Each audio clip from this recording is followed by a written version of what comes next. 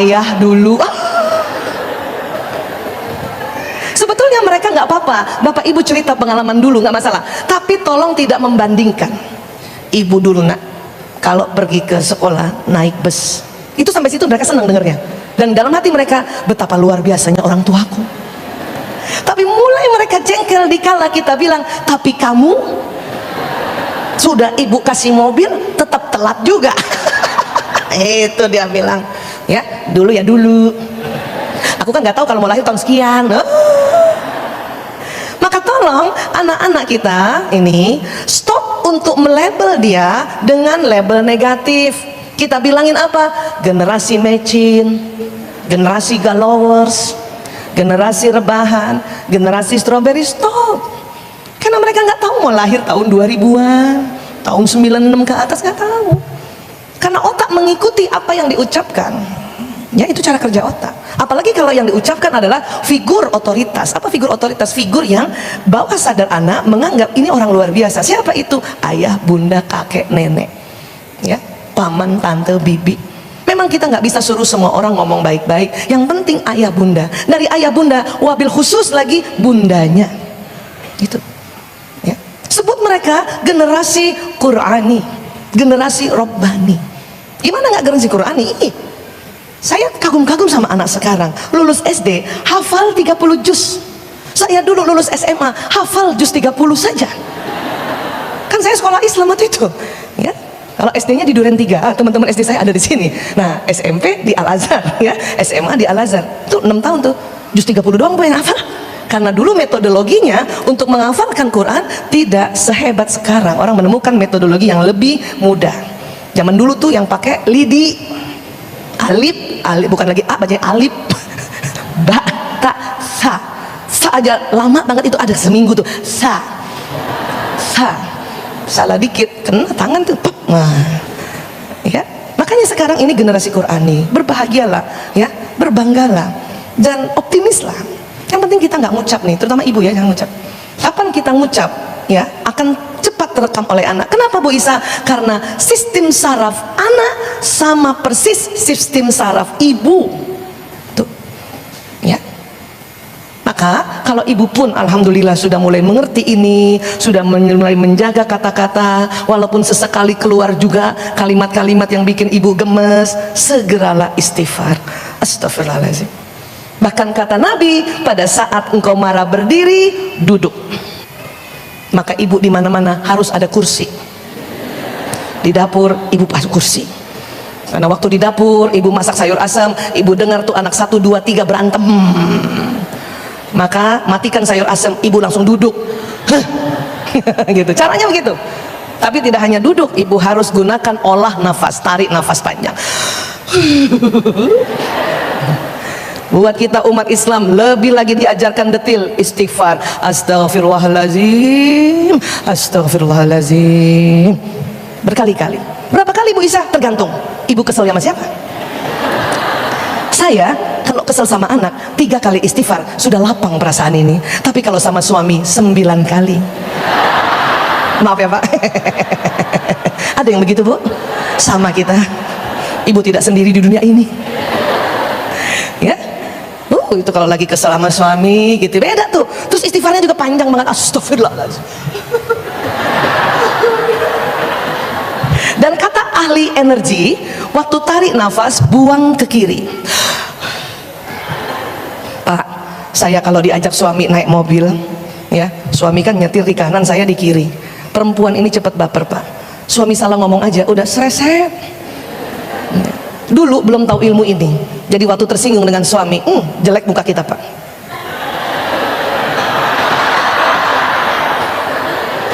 Dan itu membuat kita jelek, dan akhirnya kita nggak dapat surga karena suami jembatan surga. Tapi setelah tahu ilmu tarik nafas, salah ngomong suami langsung di kursi nih Pak, di kursi nih Pak. Makanya saya kalau jalan sama suami itu jendela mobil saya selalu berembun gara-gara dikit-dikit.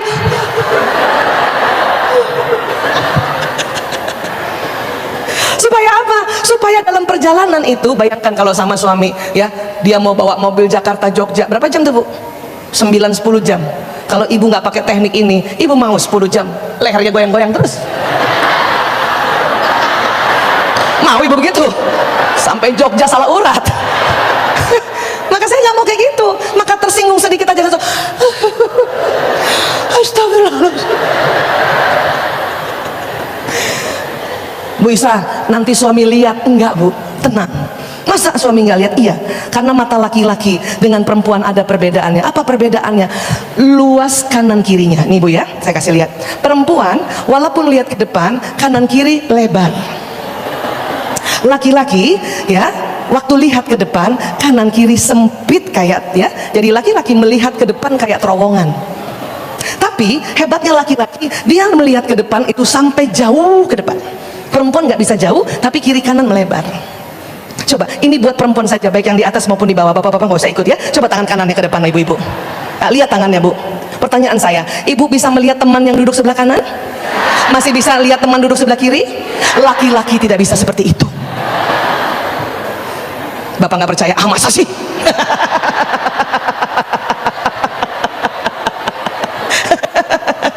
Udah penelitian nih Bu. Kenapa? Laki-laki inilah yang disebut mata berburu, mata hunter. Ini. Makanya laki-laki lihat dari jauh tuh kelihatan.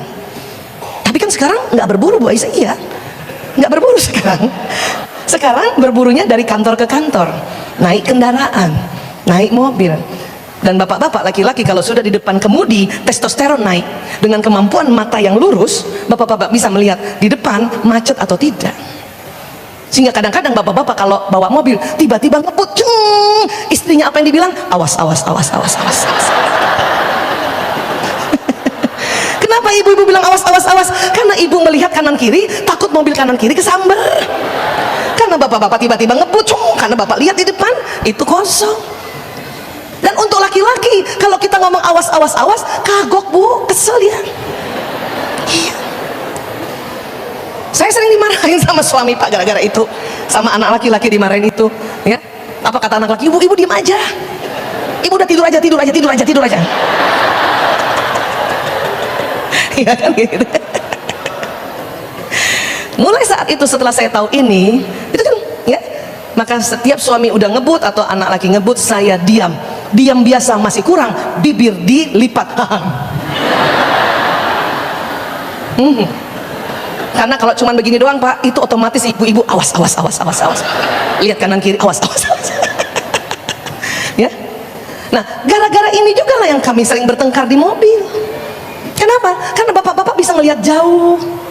Makanya suatu ketika misalnya ya sudah mulai dekat gedung yang dituju, suami saya bilang itu dia, gedungnya sudah kelihatan. Saya nggak bisa lihat. Apa yang saya lakukan? Mana sih? Kata suami itu, mana sih? Itu belum tersinggung tuh. Tersinggungnya kapan? Sewaktu suami mengatakan, masa gitu aja nggak bisa lihat? Oh.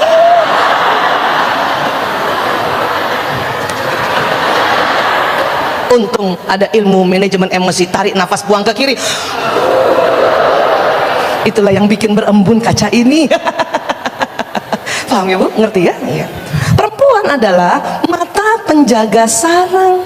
Makanya Allah kasih lebar supaya jaga rumahnya. Ibu pernahkah sedang masak, mata ibu dimasakan, maaf ada tikus lewat, ibu lihat? Ya Allah tuh tikus lewat. Karena mata ibu lurus, ibu lihat ya kecoa lewat, tikus lewat. Bahkan ibu barangkali lagi nyusuin anak, fokus ibu ke anak, ada orang datang, ibu tuh tahu siapa tuh? Ada mata ke anak. Karena memang untuk jaga sarang. Sarang nggak perlu panjang kan? Ya kan? Nah laki-laki ini, ya. Nah ini perempuan mata nest keeper namanya, nest keeper, penjaga sarang. Zaman dulu memang laki-laki tadi mata berburu, dia berburu seperti ini, ya. Makanya laki-laki lah yang cari nafkah dengan berburu. Kenapa? Dari kejauhan bisa lihat kijang. Dan laki-laki nggak banyak ngomong, tinggal tembak dapat. Jangan perempuan yang ke hutan.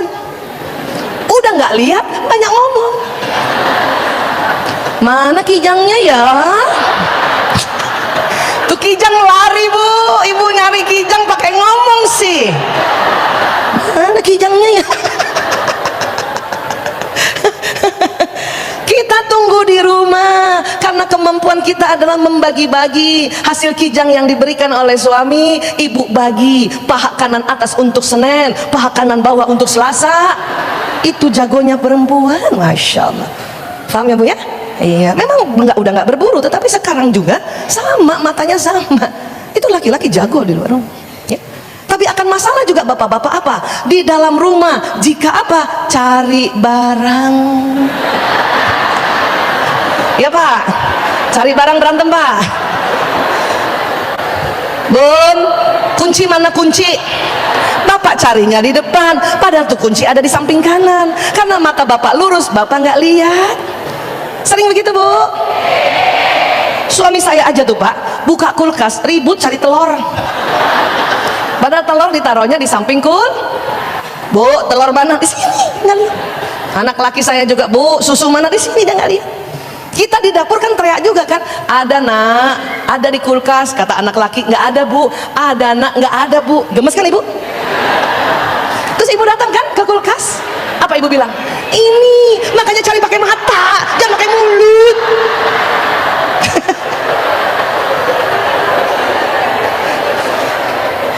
Ibu, bapak-bapak ternyata tersinggung kalau Ibu bilang cari pakai mata.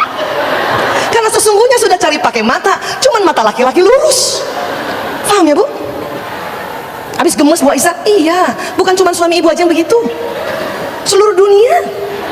Terus percuma juga Ibu berpikiran mengganti suami, nggak usah. Karena akan begitu juga.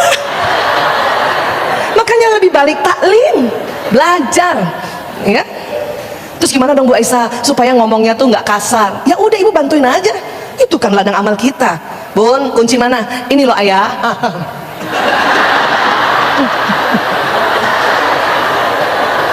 Karena kalau Ibu buka mulut itu yang keluar. Makanya cari pakai mata.